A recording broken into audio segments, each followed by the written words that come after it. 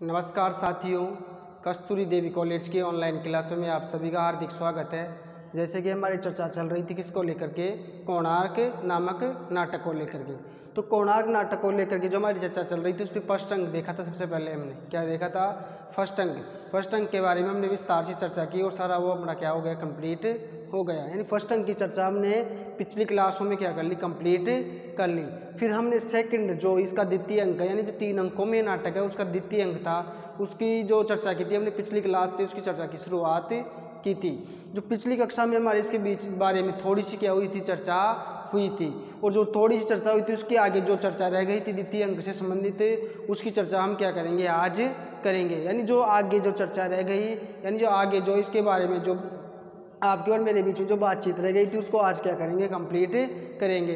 फिर आपका द्वितीय अंक आज क्या हो जाएगा, कंप्लीट हो जाएगा। फिर आपके नेक्स्ट जो तृतीय अंक है इसका, उसके बारे में नेक्स्ट क्लासों में विस्तार से चर्चा करेंगे। अब द्वितीय अंक के बारे में चर्चा करें उससे पहले आपको एक बता देता हूँ ये बात कि जो फर्स्ट अंक था, फर्स्ट अंक था तो उसमें स्थान कौन सा था, आपके विष्णु का कमरा, यानी जो कोणार्क मंदिर है उसमें विष्णु का कक्ष।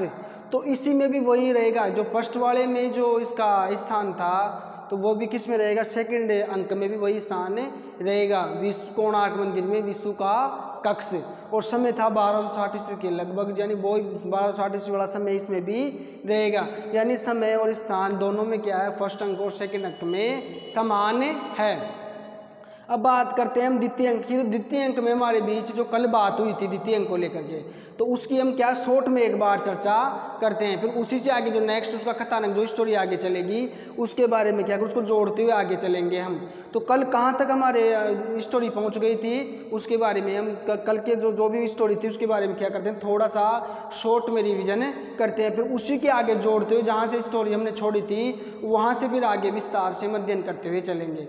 अब जैसे हमारी बात चल रही थी पात्रों को लेकर के, तो पात्र थे द्वितीय अंक के अकॉर्डिंग कितने पात्र थे हमारे बीच, यानी इन 8 पात्रों की भूमिका द्वितीय अंक है जो कौन सा, कोणार्क नाटक का, उनकी भूमिका है।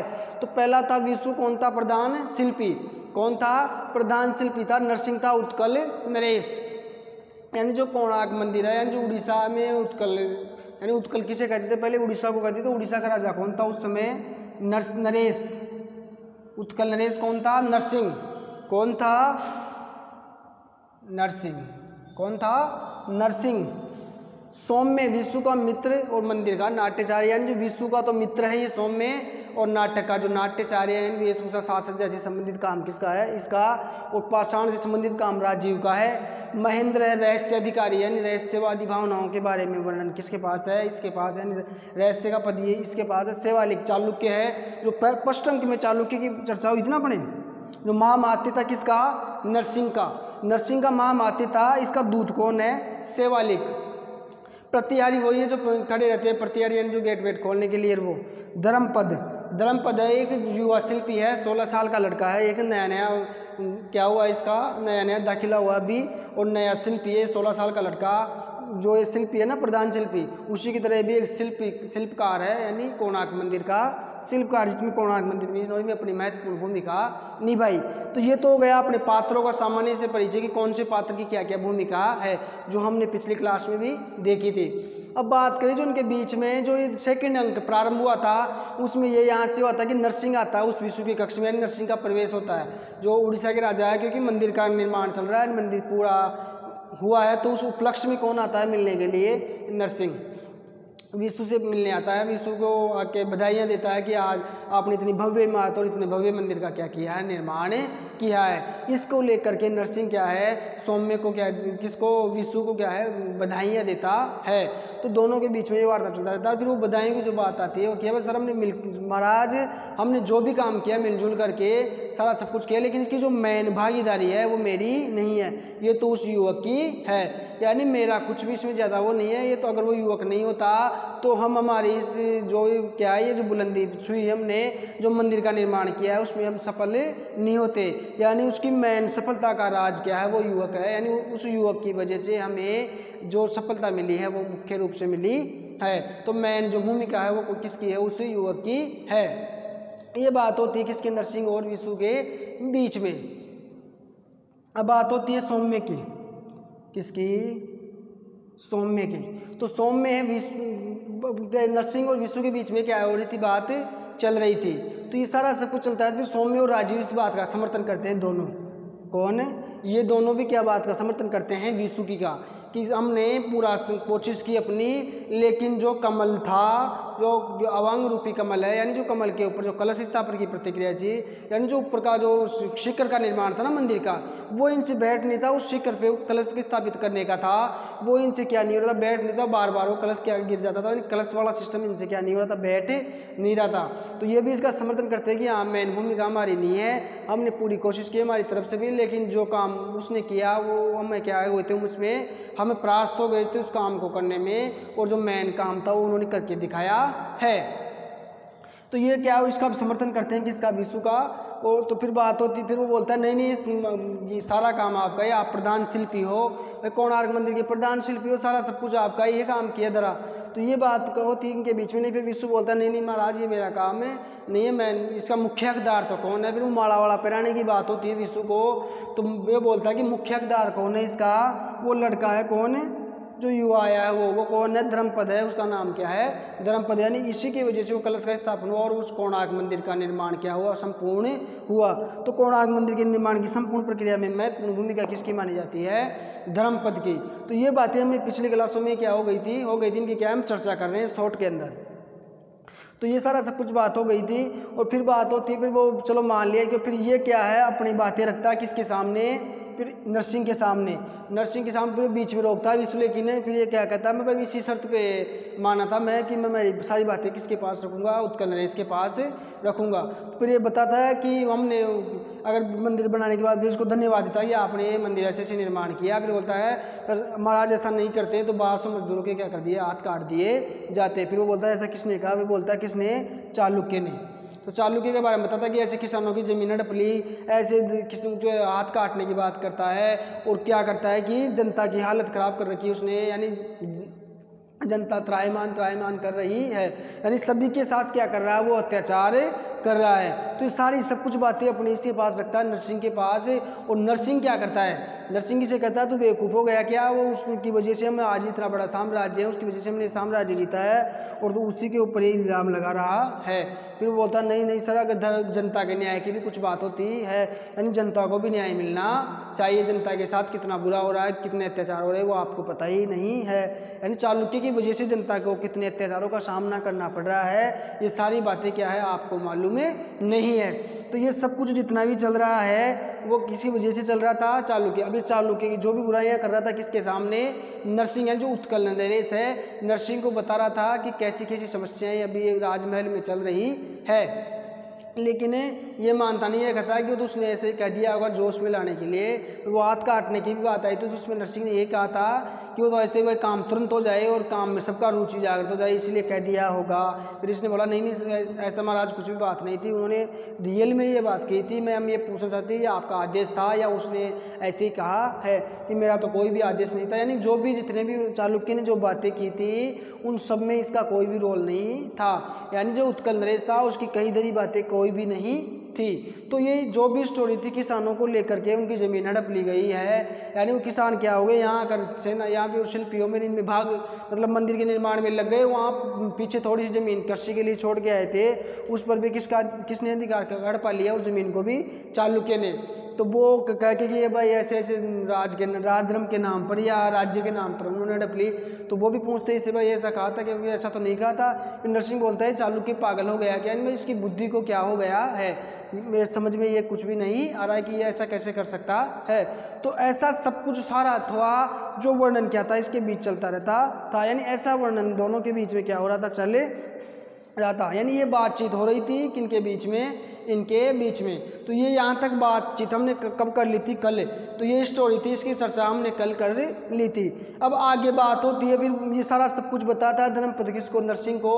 तो फिर एक बात और बताता है क्या, कि जनता को न्याय चाहिए, यानी जनता के साथ न्याय होना चाहिए। जनता जो हाहाकार मचा हुआ जनता में, जो हाहाकार मचा हुआ है, जो भय का वातावरण जनता में व्याप्त है, वो क्या होना चाहिए, दूर होना चाहिए। अगर वो दूर नहीं होगा तो कैसे पार पड़ेगी, यानी सब धर्म यानी राज्य की सबसे पहली शर्त होती है कि उसकी जनता क्या क्या नहीं होनी चाहिए, संकट में नहीं होनी चाहिए। यानी जिस राज्य की जनता ही दुखी हो तो फिर वो राज्य ही किस काम का, यानी वो राज्य ही क्या काम का या किस काम का जिसकी क्या हो, जनता ही दुखी हो। ये बात बोलता है कौन, धर्मपद किससे, उत्कल नरेश, यानी उत्कल नरेश जो नरसिंह है उससे। तो जनता का न्याय भी तो न्याय है। फिर ये इस बात के लिए बोलता है कि एक ऐसे महामात्य की नियुक्ति होनी चाहिए जो जनता का भला चाहता हो, यानी जनता के भला चाहने वाले महामात्य की नियुक्ति यानी चाहिए। अब इस बात के ऊपर कौन भड़क जाता है, नरसिंह। यानी इस हमारे राज्य के इतने बुरे दिन भी नहीं आए हैं कि हमें किसी शिल्पियों से या मंत्रियों से हमारे को किसी महामात्य रखना चाहिए, बातें हमें उनसे समझनी चाहिए या उनसे पूछनी चाहिए कि आप इतने बड़े भी नहीं हुए होंगे, महामात्य को हमने इतने भी अधिकार नहीं दिए हैं कि हमें उनसे पूछना पड़ेगी हमें कौन से महामात्य की नियुक्ति करनी चाहिए, कौन जनता के लिए भलाई कर रहा है, कौन नहीं करना है। ये काम आपका देखने का नहीं है, ये काम सब हमारा ही देखने का है। ये बात कौन कहता है, नरसिंह, इससे कहता है धर्मपद से। तो धर्मपद कहता है कि जनता के न्याय, जनता का न्याय भी तो है ना भाई। ये कहता है कि भाई उसका भी तो न्याय है, यानी जनता को भी तो न्याय मिलना चाहिए, उनके अधिकारों का भी हनन नहीं होना चाहिए, यानी भाई उनको भी तो न्याय मिलना चाहिए। ये बात कहता है किससे, धर्मपद और किससे, नरसिंह से, यानी जो उत्कल नरेश है उससे ये बात वो कहता है कि भाई जनता का भी तो होना चाहिए, यानी जनता सुखी नहीं है, जिस राज्य की जनता ही सुखी नहीं हो तो फिर उस राज्य किस काम का, यानी उस राज्य का क्या मतलब है फिर, यानी ऐसे महामात्यों का क्या मतलब जो जनता को पे अत्याचार करे, जनता को खुशी नहीं रखे। तो इसलिए मेरा तो यही मानना है कि ऐसे महामात्य की नियुक्ति होनी चाहिए जो जनता का क्या हो, शुभचिंतक हो, जनता की भलाई देखने वाला हो, ऐसे महामात्य की नियुक्ति होनी चाहिए। फिर थोड़ी देर में क्या, दरवाजे पर खटखट की क्या होती है, आवाज़ आती है। क्या आती है, दरवाजे पर खटखट की आवाज़ आती है। खटखट की आवाज़ आती है, जो प्रतिहारी है, तो नरसिंह प्रतिहारी को बोलता है जरा जाके दरवाज़ा क्या करो, आप खोलिए। तो नरसिंह के आदेश से प्रतिहारी जाता है, दरवाज़ा खोलता है। दरवाज़ा खोलते ही किसकी दस्तक मिलती है, सेवालिक। कौन आता है, सेवालिक आता है। तो सेवालिक आता है, फिर आने के बाद में दरवाज़ा खुलता है, फिर वो बताता है कि ऐसे, तो फिर वो दरवाजे खटखट से ये आता है, रहस्य अधिकारी आता है। कौन आता है, रहस्य अधिकारी आके कहता है, रहस्य अधिकारी किसे, नरसिंह को, कि इधर से क्या वो किसी के आने की आवाज़ आ रही है। तो वो बात होती है कोई आ रहा है, तो वो फिर वो होता है ना दूरबीन देखने का, उससे देखते हैं तो सामने दिखाई देता है। तो फिर ये प्रतिहारी से बोलता है गेट खोल के देखो, देखा, तो फिर गेट खोलने के लिए बोलता है, गेट खोलता है, फिर बाहर से देखते हैं, फिर वो आ रहा है, ऐसे दिखाई दे रहा है। तो ये दिखाई दे रहा कि यहाँ पर आ रहा है, तो फिर वो देख रहा है हाँ भाई वो आ गया होगा, वो आने में क्या हो गया, लेट हो गया। कौन, चालुक्य भाई, वो आने में लेट हो गया। तो वो कुछ टूटने की बात होती है उसमें, जो वो घोड़े वो चलता रहता है ना, अब तो उसमें कुछ टूट जाता है, तो वो टूट गया होगा, इसीलिए क्या हो गया, लेट हो गए, संदेश आया था।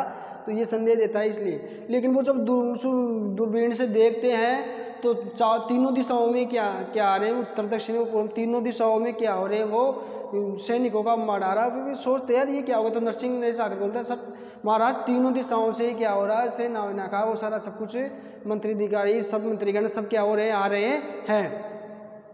तो फिर नरसिंह बोलता है कि ऐसा कुछ भाई, फिर बुलावा होगा उनका भाई, कोणार्क मंदिर का निर्माण संपन्न हुआ है तो उसकी खुशी में कुछ प्रोग्राम होगा, इसलिए उनको बुलावा भेजा होगा, आ रहे होंगे। फिर ये महेंद्र बोलता है, कौन है, कि उसने बुलावा नहीं भेजा गया था, यानी उनको कोई बुलावा नहीं था, ये तो कोई ना कोई गड़बड़ है, यानी कोई चाल ही है।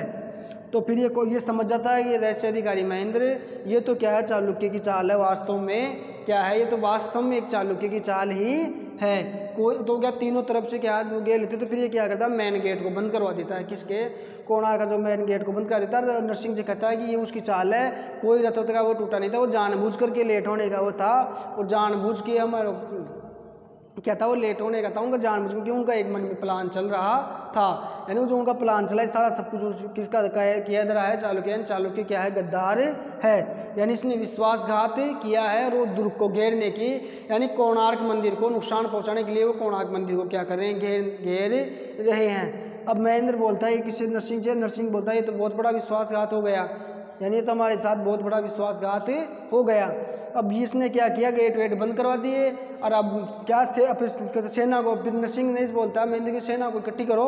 तो उधर सेना भी उसकी साइड ही हो गई भाई, वो उसके साथ ही आ रही, उधर से सेना भी उसके कब्जे में है और वो उसी के साथ है। तो यहाँ पे कितने आदमी हैं, 1200 की समथिंग आदमी, हथियारों की कोई भी कमी नहीं है। यानी जो शिल्पियों को मिलाकर 1200-1500 जो भी आदमी है, यहाँ बहुत सारे आदमी है और हथियारों की कोई कमी अपने पास नहीं है। तो वो बोलता है कि चलो इनको सबको तीर कमान उमान सब संभलवा दो और गेट वेट बंद कर दिया और हम क्या पीछे के दरवाजे से निकलते हैं और हम क्या करेंगे, समुद्र के रास्ते से नाव में, और जो मंदिर से बाहर जा करके जो गुप्त खजाना रखा होता ना, तो गुप्त खजाने में जो उनके गुप्त हथियार रखे तो उन हथियारों के पास जाना है और उनको लेकर के आना है। तो हमें क्या है, किसके माध्यम से, वो समुद्री मार्ग है, उसी के माध्यम से क्या करना, जाना है। और यहाँ पे क्या करना है, ये तेतमीर क्या कर लेंगे, संभाल लेंगे और दूर का, तो हमें क्या उधर से निकलना पड़ेगा, किसके से, नाव के मतलब जो उधर से, जो 3 तरफ से तो घेर लिया, और जो पानी की जो मतलब 3 तरफ जो स्थल था उसको तो घेर लिया उन्होंने, और जो जलीय मार्ग था तो हम जलीय मार्ग से अपने उस ठिकाने तक क्या करेंगे, पहुंचेंगे और वहां से हथियारों को क्या करेंगे, लेके आएंगे। ये बात बोलता है नरसिंह से, महेंद्र से। और सबको क्या करो, इनको विष्णु को बोलता है कि सबको इनको क्या करो, तीर का मान और क्या हथियार संभला दो और तैयारी के लिए क्या हो जाओ, जुट जाओ, मैं अब दुश्मन का क्या करना है, सामना करना है। ये हमारे साथ बहुत ही बड़ा विश्वासघात हो गया है, तो हमें एकजुट होकर के इनका सामना करना है। अब फिर बात होती है, ये दोनों राजी नरसिंह और महेंद्र निकलने की कोशिश करते हैं, भाई चलो वहाँ पे जो गुप्त वो क्या है खजाना है, उसमें जो रखे हुए हथियार, गुप्त हथियारों के लिए, तो उनको लेके आना है। तो ये जब भी जाने के लिए निकलते हैं तो फिर वो ये बोलता है महेंद्र किससे, नरसिंह से, कि इसकी मंदिर की रक्षा कौन करेगा, भाई यहाँ पे कौन मोर्चा संभालेगा। तो फिर नरसिंह बोलता है किससे, धर्मपद से। नरसिंह धर्मपद से बोलता है कि आप मंदिर की देख रेख का भार अपने आप ले लोगे। तो बोलता क्यों नहीं सर, हम शिल्पी हुए, हमने जब पाषाण को उसमें मंदिर के रूप में गढ़ दिया है तो इस मंदिर में पत्थरों को एक मंदिर जान दे के एक मंदिर का निर्माण कर दिया है, तो हम क्यों नहीं हम मंदिर की रक्षा भी कर सकते हैं। यानी इतना तो हमारी भुजाओं में दम है कि हम मंदिर की रक्षा भी अच्छे से कर सकते हैं, इतना तो हमारे शिल्पियों की भुजाओं में दम है कि हम मंदिर की रक्षा भी स्वयं कर सकते हैं। जब हमने पत्थर में ही जान डाल करके इतने बड़े भव्य मंदिर का निर्माण कर दिया, तो इस मंदिर की रक्षा करने के लिए हमारी भुजाओं में भी क्या है, दम है। तो आप यहाँ की चिंता छोड़ दीजिए, मैं सब कुछ संभाल लूँगा। तो ये बात होती है किसकी, धर्मपद और नरसिंह के बीच में। तो फिर वो आ जाता है और कौन, चालुक्य उधर से आ ही रहा होता है वो युद्ध करने के लिए, यानी मंदिर को घेर लिया उसने 3 तरफ से। ये उस रास्ते से क्या वहाँ लेने के लिए निकलते ही हैं कि वह अपने को वहाँ से क्या लेके आना है, वो सारा सब कुछ लेके आना है। और जो भी जितने भी शिल्पी थे, 1200 समथिंग मजदूर शिल्पी काम कर रहे थे, सबको क्या है हथियार थे वो सौंप करके और सारा सब कुछ अरेंजमेंट कर लिया। अभी हमें उनका सामना करना है, उनका सामना तो करना ही पड़ेगा ना उनका, कि वो चालुक्य ने जो विश्वासघात किया है उसका सामना करना है। और सभी ने क्या है कि क्या हो गया, उत्सुकता का संचार हो गया सभी के अंदर कि हमें ये सामना करना है। क्योंकि वो उत्सुकता कैसे आई, क्योंकि इसने तो कुछ किया ही नहीं था भाई। जो भी अत्याचार, हाथ काटने की बात हो गई, किसानों की जमाने में हड़पने की बात हो गई, उन पे मजदूरों पे अत्याचार करने की बात हो गई, जनता को दुखी करने की बात हो गई, तो सारा सब कुछ कौन कर रहा था, चालुक्य किसके नाम से, नरसिंह नरेश के नाम से झूठ माट में सारा सब कुछ क्या कर रहा था, बहुत दिनों से ये प्लानिंग कर रहा था। कौन, चालुक्य। तो उसमें सारा सब कुछ का दोष नहीं था, इसीलिए अब ये बात क्लियर होने के बाद सभी में क्या है, दोष का संचार हो गया और क्या उनके लोहा लेने के लिए, उनका सामना करने के लिए सब क्या हो गए, तटस्थ हो गए। यानी जो शिल्पी थे, यानी जो मंदिर के शिल्पकार थे, मजदूर थे, वो भी भाला वाला लेकर के, मतलब वो भी हथियार लेकर के, यानी उन्होंने कहा कि हम शिल्पी भले हो लेकिन हमें हथियार, सबसे उनको हथियार चलाना भी क्या आता था, सबको आता था। तो तीर कमान चलाना सबको आता था, उनको सबको क्या हथियार थमा दिए गए मंदिर की रक्षा के लिए। और मेन गेट को क्या कर दिया गया, बंद कर दिया गया। मेन गेटों को क्या कर दिया गया, बंद कर दिया गया। अब बात ये होती है हमारे पास हथियारों की क्या है, यहाँ पे कमी है, तो हमें क्या करना पड़ेगा। तो धर्मपद बताता है किसे, नरसिंह को। धर्मपद बताता है कि हमारे पास पत्थर, तो हम क्या पत्थरों को छोड़ेंगे, ऊपर से क्या करेंगे, पत्थरों को छोड़ेंगे जो दुश्मनों के ऊपर जाकर गिरेंगे तो वो क्या भागेंगे, यानी वो हमारे इस मंदिर के पास नहीं आ पाएंगे। तो ऊपर से हम क्या कर देंगे, पत्थर है हमारे पास, तो पत्थरों को ऊपर से छोड़ देंगे तो वो हमारे पास ऊपर, यानी वो यहाँ मंदिर में नहीं चढ़ पाएंगे या मंदिर में प्रवेश उनका नहीं हो पाएगा। तो हम पत्थरों के माध्यम से भी उनके ऊपर हमला कर सकते हैं, यानी पत्थरों को भी हम हथियार के रूप में अपना सकते हैं। तो ये क्या है, इसके सुझाव से क्या होता है, ये प्रभावित होता है कौन, नरसिंह, कि वास्तव में मुझे पूरा विश्वास हो गया है कि आप क्या कर लोगे, अपनी जिम्मेदारी या अपना जो भार दिया है मैंने आपको मंदिर का, वो आप क्या कर लोगे, पूरा कर लोगे, यानी उसको आप अच्छी तरह से संभाल लोगे, इसमें कोई भी शक नहीं है। तो ये सारे सब कुछ जो भी विश्व है, जो भी मिल मिला करके उनका लोहा लेने के लिए या उनका सामना करने के लिए क्या हो जाते हैं, तैयार हो जाते हैं, यानी उनका सामना करने के लिए पूरी तरह से रेडी है। और ये जो भी पत्थर का जो इरा देते हैं तो ये क्या धर्मपद से भी बहुत ज़्यादा प्रभावित होता है कौन, नरसिंह, क्योंकि ये इसका दिमाग क्या है, बहुत ही खतरनाक चलता है और इसी दिमाग का लोहा मानता है कौन, नरसिंह भी इसका दिमाग के लोहा मानने के लिए मजबूर हो जाता है, क्योंकि इसके कौन सी सिचुएशन में कौन सा निर्णय लेना है, कौन सी सिचुएशन में क्या करना है, ये सब कुछ क्या है इसको अच्छे से मालूम है। तो जो भी इसकी राय देता है उसको वो नरसिंह फॉलो करता है, उसके अकॉर्डिंग ये काम करते हैं और उनका सामना करते हैं किनका, चालुक्य का। फिर जो लास्ट की बात होती है तो उसमें धर्मपद होता है। तो धर्मपद क्या होता है, आगे आगे चलता है और पीछे पीछे कौन चलता है, सौम्य, क्या नाम है, ये नरसिंह, विष्णु और सौम्य के पीछे पीछे राजीव, महेंद्र, ये इनके पीछे पीछे चलते हैं और ये आगे बढ़ता है और कोशिश उनको क्या है खदेड़ने के लिए, और क्या करते हैं, उनको खदेड़ते हैं। तो इस प्रकार उनका क्या करते हैं, सामना करते हैं किसका, चालुक्य का। जो चालुक्य जो दूत था उसने जो सेनाओं को अपनी तरफ अंडर में कर लिया था आसपास राज्यों को मिलकर के, और जो उन्होंने प्लान किया था उसको क्या करते हैं, फ्लॉप करने के लिए वो क्या करते हैं, उसका सामना करने के लिए मिलजुल करके उन्होंने उसका बेवकूफ़ी से क्या किया, सामना किया। तो ये सारा सब कुछ किसकी वजह से हुआ, धर्मपद की वजह से, यानी धर्मपद जो एक 16 साल का लड़का है उसकी वजह से इतना सब कुछ संभव हुआ। यानी इन्होंने अपने दिमाग के साथ साथ अपने क्या दिमाग के जो था इनका, उसके साथ साथ इसने अपनी वीरता का भी परिचय यहाँ पे दिया है। तो ये एक वीर पुरुष और प्रतिभाशाली बुद्धिशाली जीव है, यानी बुद्धिशाली मनुष्य माना जाता है। यानी इसकी बुद्धि के वजह से क्या है, कोणार्क मंदिर जैसे भव्य मंदिर का क्या हुआ, निर्माण हुआ। यानी इसके दिमाग का ये इतना तेज चलता था कि उसने जो काम उनसे नहीं हो रहा था मंदिर का, वो कलश स्थापन का, वो इसने करके दिखाया अपने दिमाग से। और यहाँ पे भी उसने अपने सूझबूझ और रणनीति के माध्यम से जो उस पर हमला हुआ था मंदिर पे, उसको सफल नहीं होने दिया। तो ऐसा सारा सब कुछ क्या उसका भांडाफोड़ किया किसका, चालुक्य का।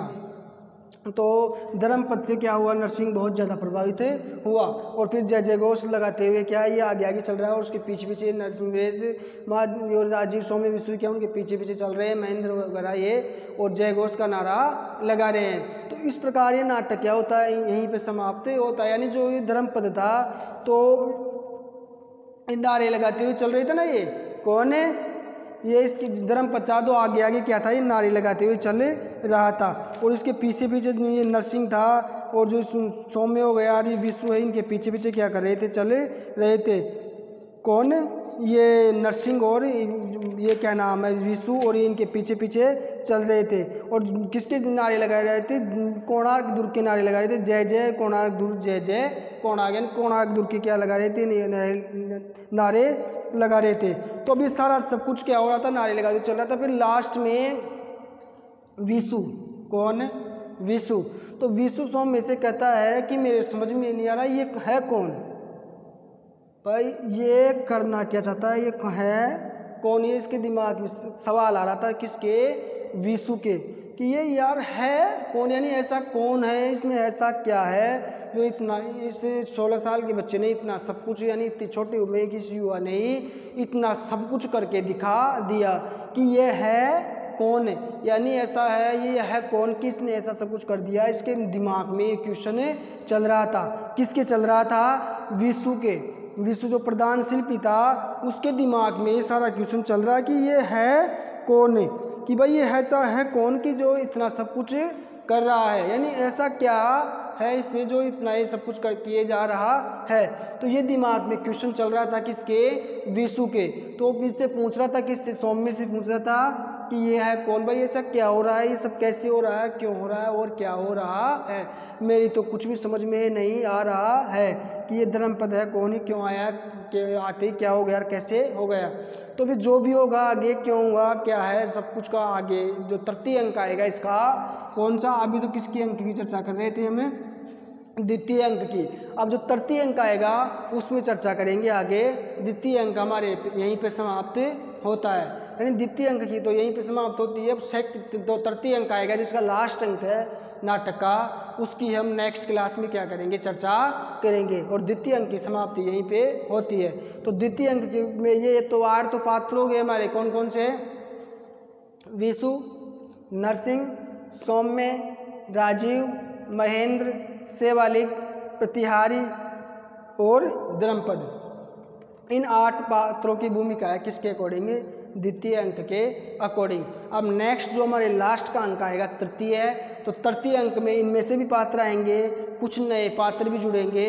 तो कौन कौन से नए पात्र हैं और इनकी क्या क्या भूमिका है उस तृतीय अंक के अकॉर्डिंग उसका हम जो नेक्स्ट क्लास आएगी उसी में क्या करेंगे, अध्ययन करेंगे। आज के जो अध्ययन था वो किसको लेकर के था, द्वितीय अंक को लेकर के था, जिसमें इन 8 पात्रों के अकॉर्डिंग अपना कथानक द्वितीय अंक का चला था। तो इसमें क्या क्या हुआ था, ये जो विशु था ये नरसिंह नरेश विशु के पास आता है और आने के बाद नरसिंह को स्वागत सत्कार करते हैं नरसिंह नरेश का, और फिर क्या करते हैं, इन बातचीत चलती रहती है इनमें। क्यों, मंदिर का निर्माण पूरा हो गया था, इस उपलक्ष्य में कौन आया था, नरसिंह आया था। आने के बाद में बातचीत चलती है, फिर विशु को ये शाबाशी देता है कि आपने भव्य मंदिर का निर्माण कराया।